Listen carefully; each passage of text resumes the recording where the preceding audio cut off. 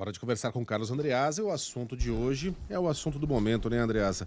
101 mil brasileiros que desapareceram nessa pandemia de coronavírus e pior, estamos contando mais de 1.000 a cada dia. Esse número tende a subir muito ainda antes que possamos finalmente ter algum respiro. Bom dia para você, Andreasa. Bom dia, Megali. Bom dia, pessoal. Eu passei esse final de semana reconstituindo aqui as minhas anotações desde março, né?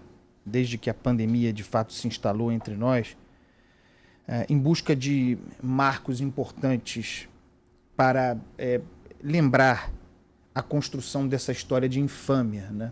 Da infâmia brasileira. Como você sabe, a gente fala aqui com frequência sobre isso, o bolsonarismo é uma máquina para ruptura, né? Para destruição. É um projeto rompedor.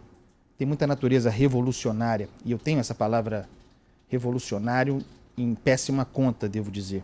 O bolsonarismo fareja a oportunidade e, para esse tipo de lógica para a guerra, para o conflito, uma pandemia é uma oportunidade. É duro dizer isso a partir da palavra, da experiência, da mensagem do presidente da República, mas a pandemia foi uma oportunidade para o bolsonarismo. O que mais ofereceria condições para a aceleração do rompimento do nosso tecido social do que uma pandemia? Nunca tantos entre nós, em tão pouco tempo, morreram por uma mesma razão. E isso, em vez de nos unir e, de repente, fazer surgir uma liderança, se alguém tivesse esperança de que Bolsonaro pudesse ser uma liderança, um estadista, alguém que agregasse, eu jamais tive essa esperança. Em vez de o sujeito, de repente, sendo o que é, baixar um pouco a bola, não.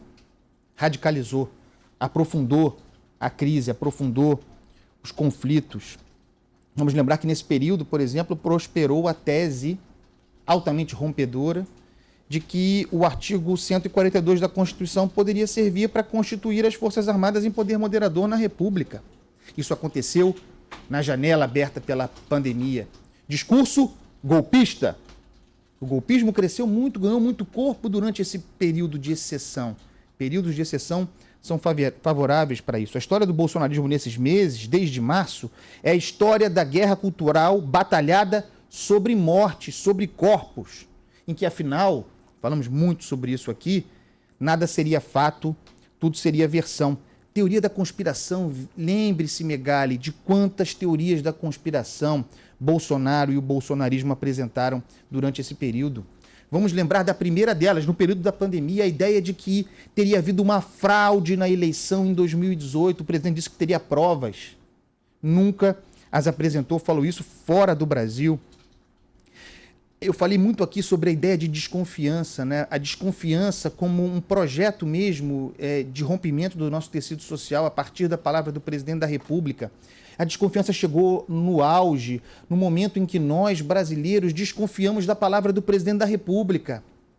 Há pouco tempo, nós duvidamos sobre se Bolsonaro estaria doente mesmo, teria sido infectado pelo vírus, ou se aquilo seria uma estratégia de comunicação. Vejam a gravidade dessa mensagem e daquilo que nós temos como percepção. A ação do Jair Bolsonaro nesse período foi absolutamente consciente. E é claro que ele tem responsabilidade sobre a morte de mais de 100 mil brasileiros. Um vírus altamente contagioso e o sujeito não apenas buscando corpo a corpo, mas estimulando que os demais o fizessem. Nesse período, o presidente da República questionou o fechamento das escolas. O presidente da República questionou o fechamento das escolas. E não agora, quando as escolas continuam fechadas. Não, nós estamos falando de março, de abril, quando o vírus, feroz como estava fazendo as curvas dispararem. Não é fácil fazer esse comentário aqui. É o presidente da República, eu tenho grande respeito pela figura, pela instituição presidência da República. Mas é preciso dizer que o presidente se comportou, sim, muitas vezes como um sociopata. Em abril, ele fez isso várias vezes, em abril o presidente disse: parece que o vírus começa a ir embora. Em abril. Agora me digam como isso será recebido pelas pessoas na ponta. Isso sem falar na conversa, vendendo uma falsa imunidade aos jovens, do seu passado de atleta, como se a condição física privilegiada de alguém fosse condição para que alguém se transformasse em imune. Se lembrem do brasileiro acostumado a mergulhar no esgoto, portanto preparado para enfrentar tudo quanto houvesse, esse discurso com todas as vênias, esse discurso cafajeste, nós vimos isso. Temos que enfrentar a pandemia, esse vírus, como homem. Quem se lembra disso? Isso apenas reconstituindo o passado. Parece coisa do passado, Megali, Carla, Sheila, ouvinte querido, mas durante essa peste atual, Bolsonaro convocou os brasileiros à rua e foi às ruas.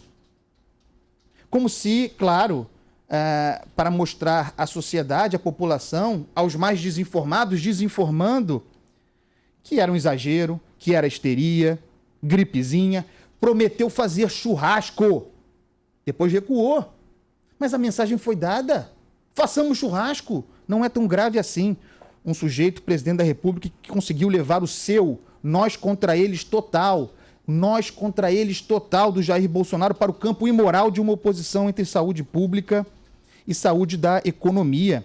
Um presidente que difundiu, vocês se lembram disso? Foi lá no começo, difundiu vídeo falso sobre desabastecimento de alimentos. Esquecemos disso? O presidente divulgou um vídeo em que centros de abastecimento estariam vazios e que isso seria em decorrência da paralisação da economia. Uma mentira. Também, não faz muito tempo, promoveu, nessa lógica de nós contra eles, uma blitz, aliás, autorizada vergonhosamente por Dias Toffoli, uma blitz da tese o remédio não pode ser pior que a doença no STF. Fez uma blitz dentro da Suprema Corte. O presidente da República. Um presidente da República que ofereceu um placebo, o remédio da direita, como se fosse o corpo de Cristo contra o vírus chinês. E os que criticaram o seu comportamento, nós seríamos os amigos, defensores, torcedores do vírus. Porque o bolsonarismo forja inimigos o tempo todo, fabrica inimigos o tempo todo. O curandeiro é o que está certo. E aqui nós estamos aqui para concluir, eu sei que eu já falei demais. Quem não se lembra, para mim, o momento mais infame desse período de tantas infâmias, e daí, lamento, diante dos 5 mil mortos, 5 mil mortos, nós temos 101 mil. Mas o presidente falou, e daí lamento, quer que eu faça o quê? Eu sou o Messias, mas não faço milagres. De novo, uma fala de sociopata. Bolsonaro não é o coveiro, mas investiu seu futuro apostando no cansaço, o nosso cansaço diante das mortes diárias. Ele apostou na normalização, ele apostou em que nós nos anestesiaríamos diante desse volume de mortos. Apostou que nós somos emas.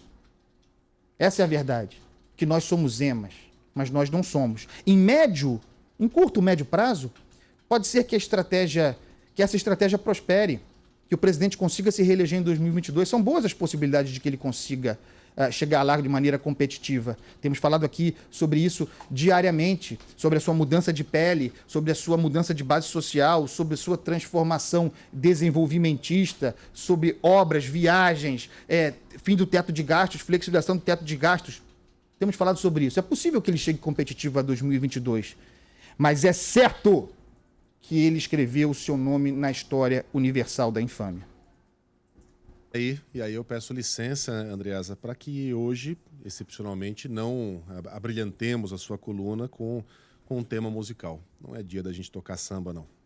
É dia da gente pensar nesses 101 mil brasileiros, no mínimo, né? E com essa brutal subnotificação, com essa ausência desde o início de testes sendo realizados, qual será o número verdadeiro?